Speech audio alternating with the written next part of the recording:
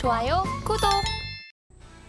오늘의 첫 번째 뉴스입니다. 한화오션이 12분기 만에 흑자 전환에 성공하면서 HD 한국조선해양과 삼성중공업에 이어 우리나라 조선 빅3 모두 영업적자에 마침표를 찍었습니다.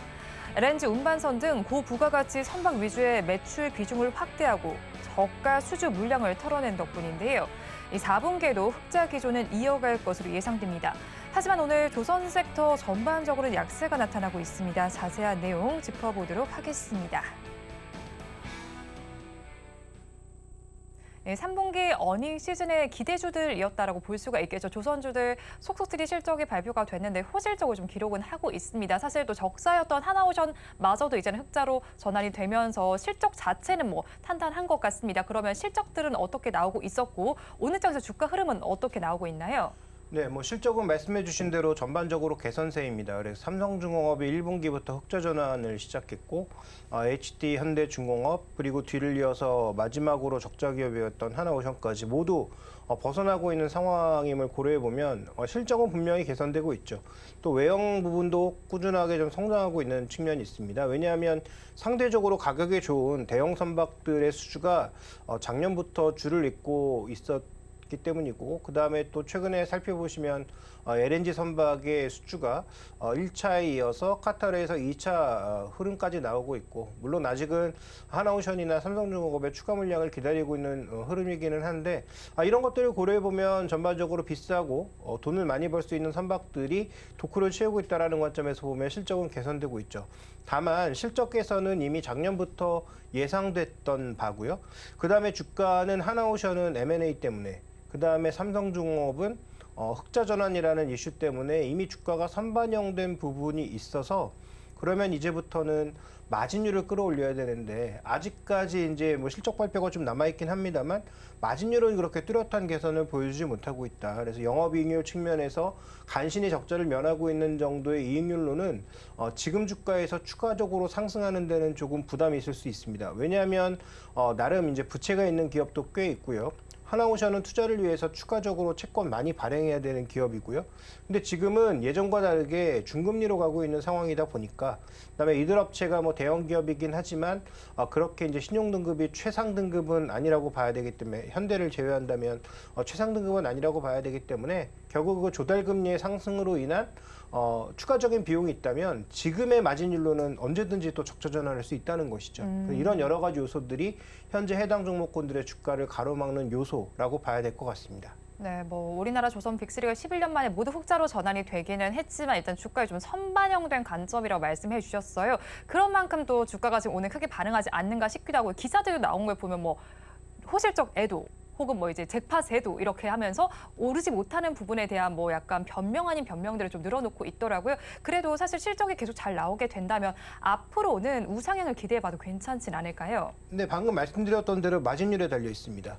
최소한 그래도 영업이익률이 한 4, 5% 정도까지는 나와야 현재 증가하고 있는 금융비용을 감당할 수 있을 것으로 보이거든요. 그래서 이들은 다 아시다시피 예전에 한 번 다 휘청인 회사들, 그러니까 HD 현대중공업 계열을 제외한다면 지금 하나오션도 마찬가지고 하나오션도 하나그룹이라고 하는 주인을 이제 만나긴 했지만 방산 쪽이라든지, 그러니까 잠수함 쪽이라든지 추가적인 여러 프로젝트를 하기 위해서 지금 유상증자를 앞두고 있는 상황이잖아요.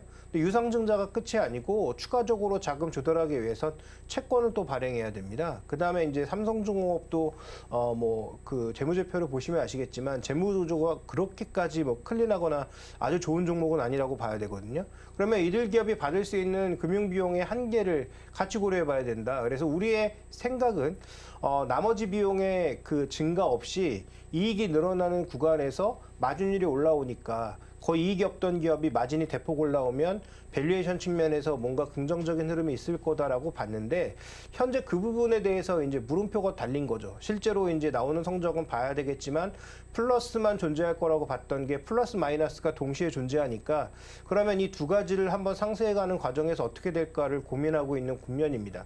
대표적으로 지금 비슷하게 보셔야 되는 게 이런 수주 기반으로 움직이는 태양광 그 다음에 풍력 이런 종목군들은 더 심하게 지금 신저가를 파고 있지 않습니까? 미국에서도 폭락이 이어지고 있고요. 그러니까 고금리로 인해서 하려고 했던 프로젝트들이 전부 취소되거나 뒤로 밀리면서 나타나고 있는 현상이거든요.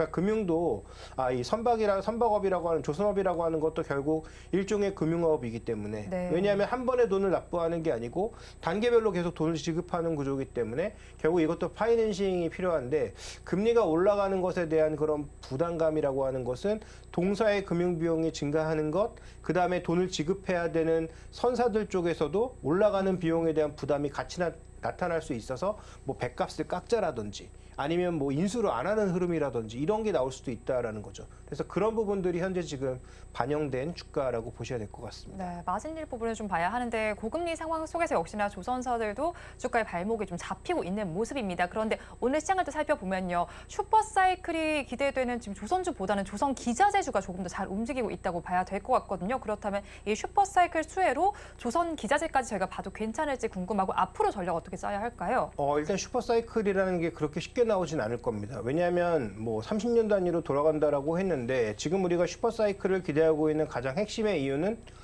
결국은 탈탄소 분위기에서 해양업도 자유로울 수는 없다. 그래서 뭐 LNG로 바꾸고 뭐 전기를 추가하고 뭐 향후 수소에너지로 바꾼다 이런 얘기가 나오고 있지만 굉장히 먼 얘기고요. 그 다음에 지금 또 시장에서 전기차가 휘청이다 보니까 나오는 얘기가 뭐냐면 항공과 대형 선박 이런 거 못 바꾼다. 결국은 계속 석유로 가야 된다라는 그런 얘기가 또 흘러나오고 있어서 자, 이런 부분들에 대한 논의 자체가 결국은 부담이 되는 것이기 때문에 현재 뭐 조선기자재까지 빅랠리를 볼 수 있는 큰 사이클이 돌아왔다 이렇게 보기는 어렵죠. 왜냐하면 불과 한 15년 전에 이미 빅사이클이 한번 왔거든요. 그래서 일정 부분의 교체 수요가 있겠지만 그것이 그렇게 크게 확대될 개연성은 없기 때문에 결국은 업황 따라간다라고 봐야 될 것 같고요.